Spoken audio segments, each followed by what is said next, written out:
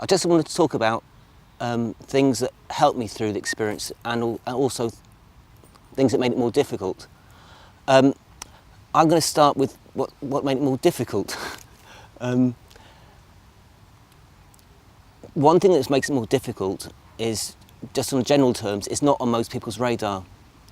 So, obviously, if you've got a broken leg, you can say, you can say to friends and family, "I've got a broken leg," and everyone will understand it. But when you say, "I've got my Kundalini's awakening and I've got this Kundalini crisis," obviously, most people will not understand that. So that's, in general terms, hinders, and so I'm unable to talk to most of my family about it. I have 3 brothers and their families. I can't talk about this to them. So that's one hindering factor. The second related hindering factor is that I ended up in the clutches of mental health services, which something I would not recommend. I know of other people who've had support through friends and family who have not gone through mental health services. The trouble with going through mental health services, again, is that Kundalini Awakening and spiritual crisis is not on the menu, is not within their paradigm. And it was so unhelpful because, to begin with, I tried to explain what was happening, and none of that was listened to, none of that was valued. It was all pathologised and put down to psychosis. So that really hindered. Another thing about the psychiatric services that really hindered was that I was actually taken to hospital. For the first week, I was not allowed out of the building. I had all this energy. I ran round and round. They had a little exercise yard that's smaller than any prison's exercise yard, I would imagine. And we were allowed out for half an hour every 3 or 4 hours. I literally just ran round for half an hour and then was incarcerated again. That was not helpful at all. The way some staff treated you was very unhelpful. Some staff were quite arrogant. Then after hospital, I was forced to go to the hospital day centre. That was not helpful at all. I had nothing to learn there. I knew all the theories. I had worked in mental health services. I'd worked in as a social worker. I knew I had nothing to actually learn there, and there's all this pressure on you to have these plans and whatever, which I wasn't in this state to have. So that really hindered. Also, what hindered was the medication. I was given major antipsychotic medication, which just dumbs down the experience, doesn't help you through it. And the whole sense of having the experience pathologised was not helpful. To go back to what helped, is some ways the opposite. What helped was that my daughter, who was only 17 at the time, and her mum had some understanding. Her mum had done Kundalini yoga, and they were both familiar with the terms. It was really helpful that they both were supportive and had an idea of my experience, so that really helped. I had a couple of friends who again were spiritually knowledgeable and who had some understanding of my experience. That really helped. But then what helped massively was a year later, when I went to this event called Emerging Proud and met a whole number of people who had had similar experiences. And that support, I think, was absolutely crucial. And after that event, the experience began to turn from something that was really quite negative to something that was perhaps a real opportunity to be involved, sort of, I guess, in the community, supporting others through spiritual crisis. Personally, and this is just my own personal interpretation, I would interpret the Kundalini process as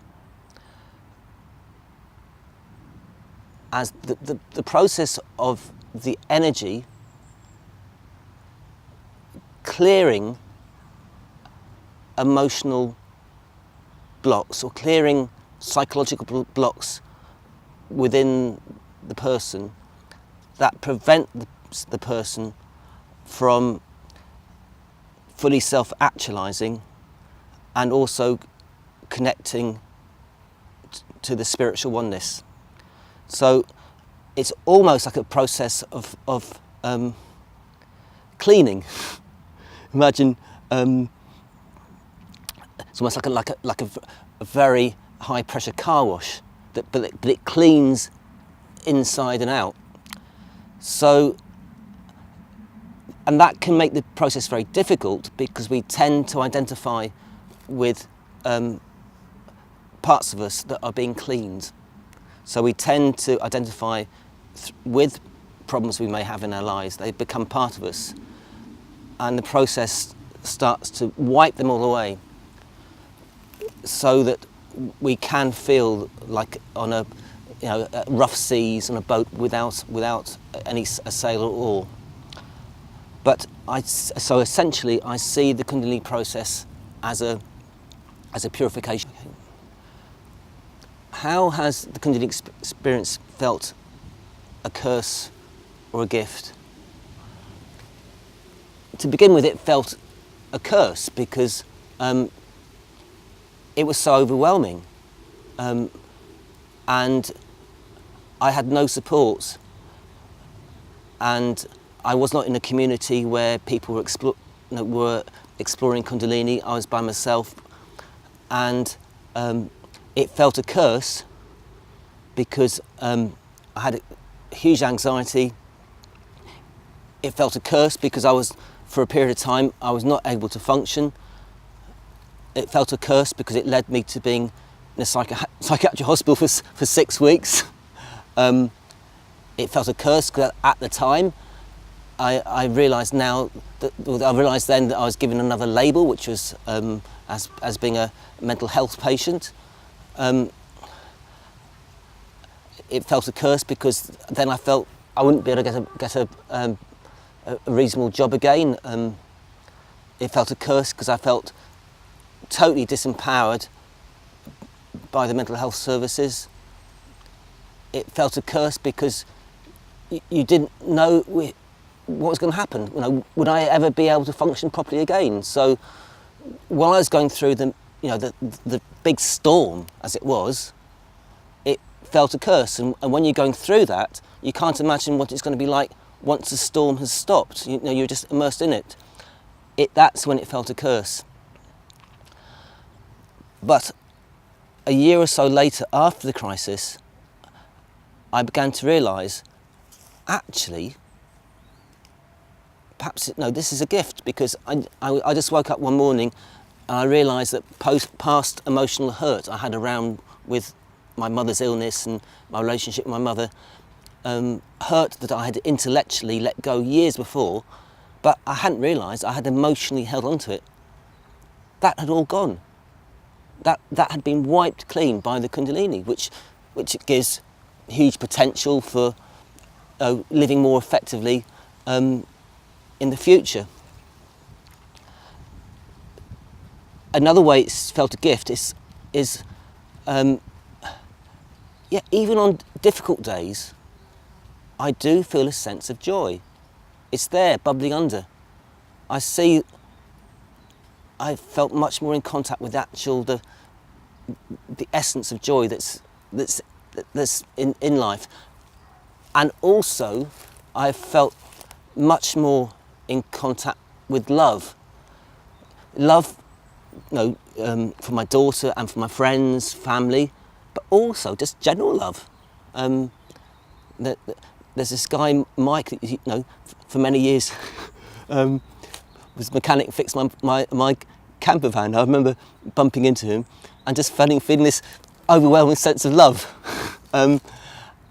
which is great. So that's a gift. And I think, famously, the Chinese word for crisis is the same as the Chinese word for opportunity. And I think that is actually a very good way to view Kundalini. So what appears at first as a crisis, quite a severe crisis, becomes an opportunity. And you realise that the process has washed things away, and then there is the opportunity to live your life more effectively, to live your life close to spirit, to live your life with a greater sense of joy and love, and to live your life with a greater potential to actually help other people. So, to sum up, Kundalini for me felt at first a curse, but a year or so in I began to recognise actually it's been a gift.